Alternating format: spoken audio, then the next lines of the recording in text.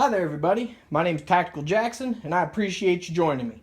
Today we're going to be taking a look at my Arsenal SLR-107 FR. Now, as all rifles should be, this rifle is loaded, so why don't we take care of that. Land it over there in the plant somewhere, so I think it's safe to say that we are safe. Now, what originally led me to this rifle, I had a Century AKMS Polish underfolder. And we won't go through all the problems that I had with that rifle. However, let's just say that I had some substantial problems with that rifle. So I sold it for what it was, very honestly, and told the person the problems I was having with it, and sold it at a good price, and they'd planned on fixing the issues themselves. So everybody went home happy, and I saved up my pennies for a better quality AK pattern rifle. Now, at the time, IO Inc. had just changed their facility, and were saying that they made rifles that could stand up to any other competitor, including Arsenal USA.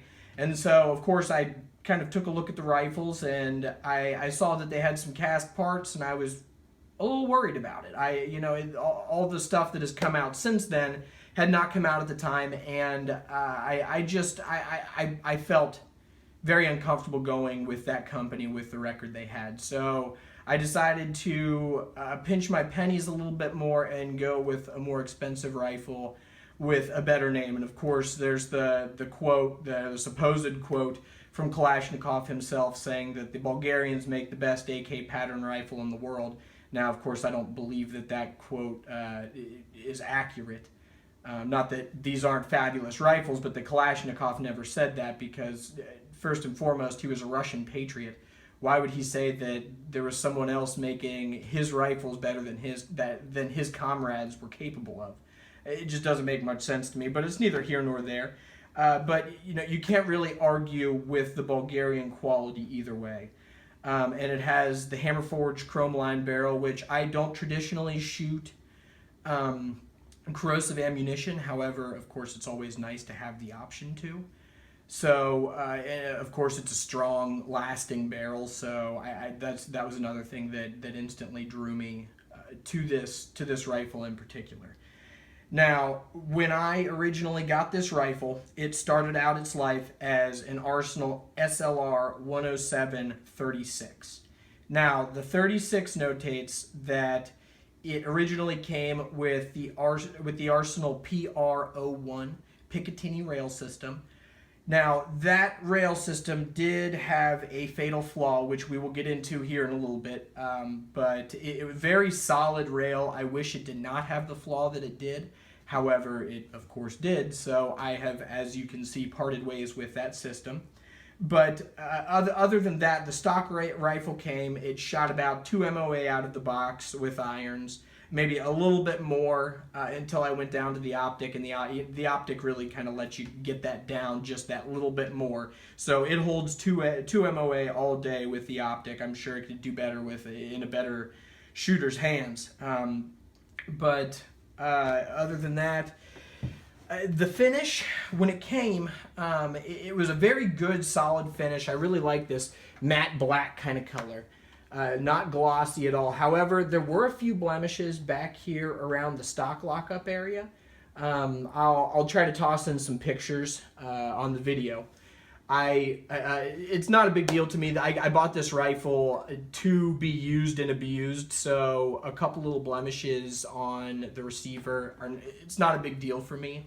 However, you would expect a little bit better for a $1,200 rifle than to have bubbling in the finish back here by the stock lockup. But again, it's not something that I'm worried about. So other than that, this finish has held up very well. Other than a little bit of Loctite, and again, I'll put in some pictures here, a little bit of Loctite that I did get on the bolt carrier, and it absolutely took the finish clean off. Now, I have not had any rust, anything. I have not put oil or anything on that other than just cleaning it. So I guess that there's still a little bit of finish on there, enough to keep the metal from corroding. If I see any corrosion, I will let you guys know, but until that point, this metal and finish are holding up very well. Just don't get any Loctite on your finish. The stock lockup is very solid, absolutely solid. I'm not going to go run over it with my car or anything like that for you guys, but there are other people out there that already have. So you can go check out those videos, but I have every faith in this polymer stock. It's great, and it still has the cavity in the back for the cleaning kit, which it's nice to have. You know, the cleaning kits are usually pretty junky, and I don't use them to clean my rifle, but if I would ever need one while I'm out, it's nice to have. So that's always a good thing. Other than that, the trigger that comes on it absolutely sucks. I got rid of it within a week after getting it. And of course, commie-sized pistol grip, I cannot stand. I have small hands, and it wraps all the way around the commie-sized pistol grips, and there's no ergonomics, no grip. I guess you could do some stippling, but when a home grip is $25, why not just switch it out? But we'll go into that more here in a little bit. But other than that, that's, you know, how the stock rifle came, other than it came with an AK-74 style brake on the front, which I do not mind the AK-74 style brake. I just like changing things for the heck of it. So we changed that out, and we'll go into the SRVV here in a little bit as well. Now, back to the Arsenal PR-01 Picatinny rail system. Like I said, that was an extremely solid system, and I did like it, and I do wish that I could have kept it. However, it did have an absolute fatal flaw, and I will roll in pictures here as well. Now, when I put the MRO onto the Arsenal PR-01, I absolutely lost my cheek weld. I had a chin weld at best, it's not a stable platform to be shooting from, in my opinion. And it's hard to get a repeatable sight picture when you're shooting from your chin to get your eye high enough to get into your optics. So for me, that wasn't really compatible with what I wanted out of this rifle. So of course, I immediately started looking for something else, and what I found was the Ultimac rail. The Ultimac has been fabulous for me. It only took probably about 10 minutes to put on, a little bit of Loctite, and it was on there. It was not, however, compatible with the Arsenal PR-01. So I ended up going with the Magpul MOE AKM handguard. And, you know, I'm pretty satisfied with that. Again, I wish I could have kept that bottom railed section of the Arsenal PR-01, but with the way the Ultimac clamps to the barrel, you're not able to have both of them on there. So I had to go with the Magpul MOE AKM handguard. So now, of course, right when I ordered this, I was just looking for something that was compatible with the Ultimac. I hadn't even received the Ultimac yet. I wanted to hurry up and get something on the way, and so I just found the first thing that was compatible with it, and that was the MOE handguard. Now, when it was on its way to my house, of course, a video came out from a regular guy firearms channel showing not this particular rifle, but an Arsenal SLR-107, and it had the Magpul MOE handguard on it. Now, what it showed, he popped the stock open, and he would shut it, and it would just bounce back. It would not close when you tossed it. Now, when I got my handguard, I immediately put it on and did some presentation drills at home, and I did not have issues with it for the first half an hour or so. Now, after that half an hour or so of just low ready and bringing it up to my eye and low ready and bringing it up to my eye, the handguard shifted back just enough to cause that stock lockup issue. Now, it wasn't a big issue for me, especially because I expected it to happen. Now, so like most issues are, it was easily corrected with a Dremel and a finishing file in just a couple minutes, and I will scroll in some pictures of more detailed pictures of what I did. But right along this area right here, I just kind of beveled off the edge with a real quick Dremel pass and then a finishing file just to smooth it all out. You can see it if you're looking for it, but it doesn't catch your eye. It doesn't look extremely ugly. It's it's a non-issue. So, just like a lot of parts for a lot of rifles, especially the AK rifle, because not every rifle is made to the exact same specifications. Sometimes you're going to have to fit parts, and it's not that big of a deal. Just buy yourself a Dremel and a finishing file, and maybe a little bit higher grit of a file, and you will have pretty much everything you need to take care of any of these issues that arise. So it was not a big deal, and I am very happy with the handguard. Other than that, I was hoping to put a Magpul AVG on here, the angled grip. Now, of course, when I got this, I realized that this handguard only has 2 M-LOK slots, and the AVG, of course, needs 3 M-LOK slots. So I kind of huffed and puffed to myself, and I was angry for a little bit because I thoroughly enjoyed the AVG. But I just decided, well, at this point, I like the handguard in spite of the lack of M-LOK slots on the bottom. So I decided, why not just give the vertical grip a try? After getting used to it, putting some rounds through this rifle, I actually have found that I prefer the MVG over the AVG. And the reason that is, with the AVG, you cannot get as good of leverage bringing the rifle back into your shoulder pocket.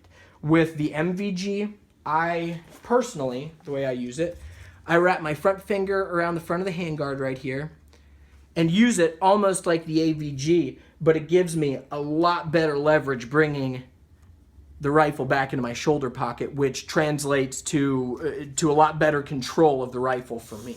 So it was something that I was upset about at first, but now that I have actually tried it and understand it, I prefer this product over the other one. So ultimately, I'm a happy camper with that as well. Now, moving back, I have put a Krebs safety selector on here, the enhanced safety selector.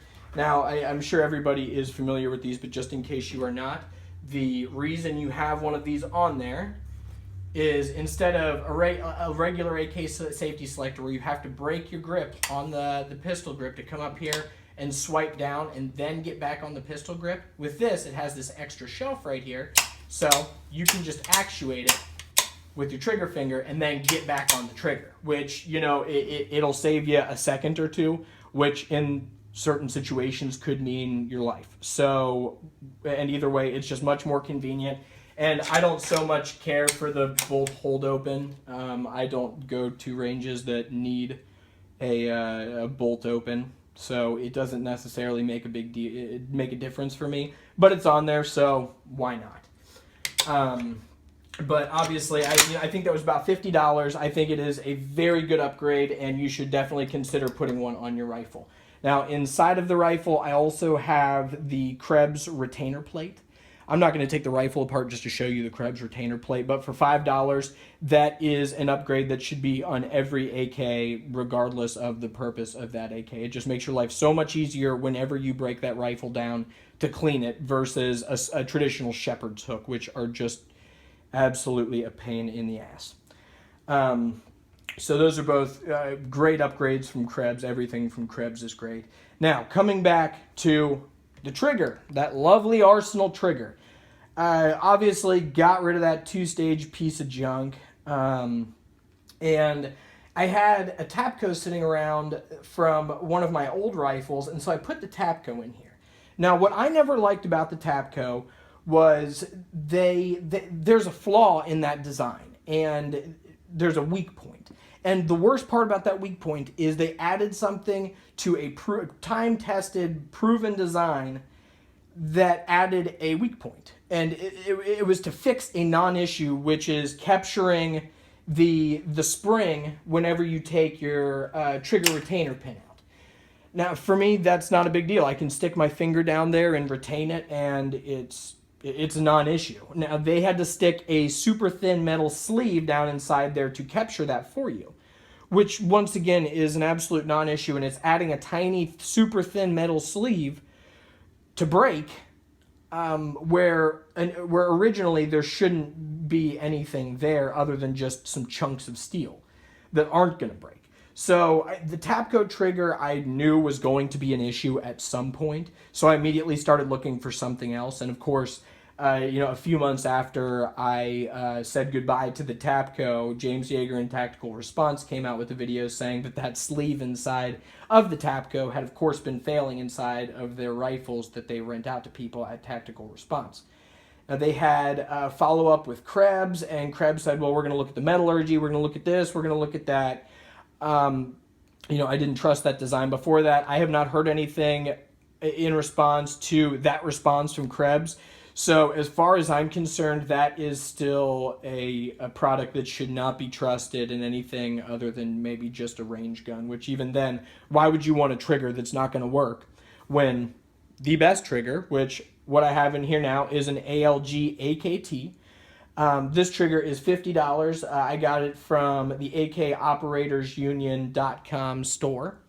I would urge you to go and shop from them. They are good people. Now, with this trigger, absolutely light. I think it's about a 4.5 pound trigger pull. Barely any trigger movement. Now, you're probably not going to be able to see this at all, but I will try to show you. And the reset and pull and the reset again. As you can see, that trigger is just short and smooth as butter. There's just nothing to it, and it is an absolute fabulous rifle. I mean, you shouldn't have your finger on the trigger if you're not ready to send rounds downrange anyway. So, in my opinion, a light trigger on a rifle like this is not a bad thing. It is a good thing because it translates to better accuracy if you know how to use it. So this trigger is fabulous. If you are looking for a trigger, if you have a Crapco G2 in your gun, you should go ahead and pay the $50 and switch to an ALG right now. Fabulous upgrade. Now, moving back a little bit more, like I said, I put the Hogue grip on here. I think it was $25 for it. A lot of people don't like this pebbly, rubbery, grippy texture. I do, on the other hand. It's grippy when it's wet, it's grippy when it's dry, and even if it did get slippery, it has these finger grooves, and I can grasp onto it, and it's not going to slip out of my hand. So, for $25, in my opinion, the Hogue is a great upgrade. I know a lot of people like the Magpul grips. I've thought about trying a Magpul grip just because they're so popular, but it's one of those, if it ain't broke, don't fix it kind of things, and I enjoy this grip, so I am sticking with that for the time being. Now, all the way back, I have a Magpul M3 sling on here. Now, you're probably thinking to yourself, no, that doesn't look like an M3.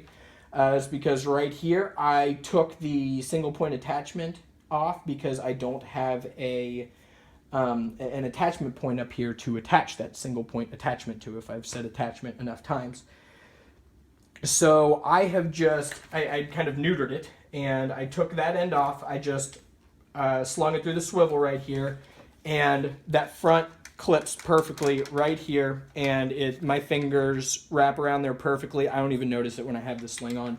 It's very comfortable. It's very durable. I enjoy this sling.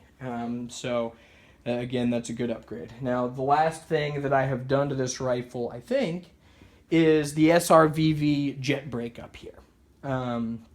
Now, I have no problem with the AK-74 brake, and actually I'm probably going to put the AK-74 brake back on this just to play around for a while.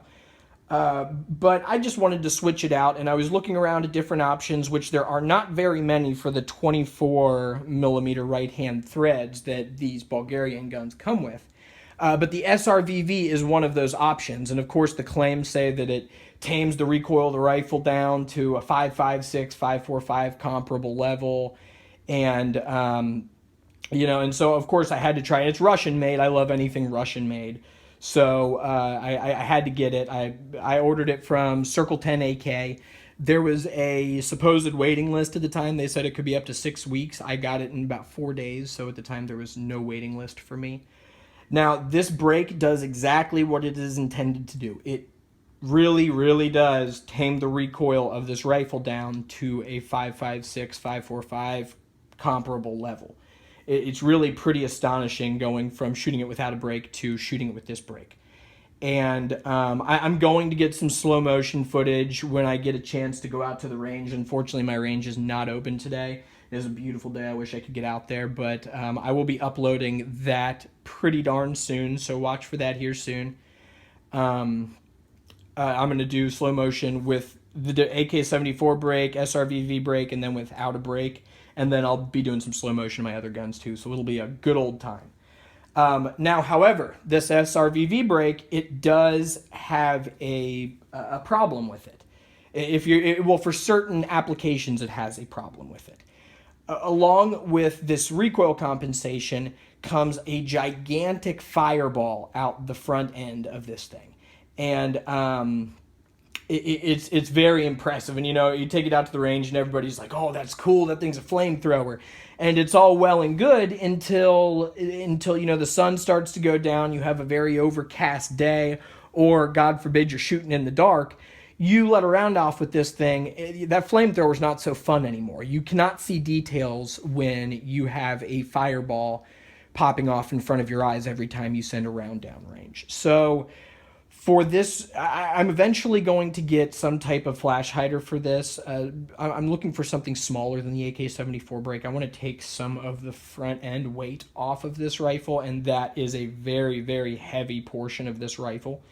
So that is eventually going to be coming off. I don't know what it's going to be coming off for. I'm in the midst of talking to a gunsmith about trying to take the front sight post off and put a non-threaded front sight post on here, move it back, and thread the front of my barrel for 14 millimeter left-hand threads, which would allow me to put any kind of brake I want on there. So it's going to be something custom and expensive, but I think ultimately it would be very much worth it for this rifle. So I think that is something I'm going to explore. The only thing that I'm afraid of is not being able to keep my my cleaning rod, which of course I don't use this to clean my rifle, but if I get a jam case, that's nice to be able to just right there at the range kick it out instead of, okay, well, I've only fired 20 rounds today, and now because of a crappy wolf round, I have to go home and clear out my rifle before I can come back and shoot anymore, and that's not really a fun proposition. So I really like having the clearing rod on my rifle.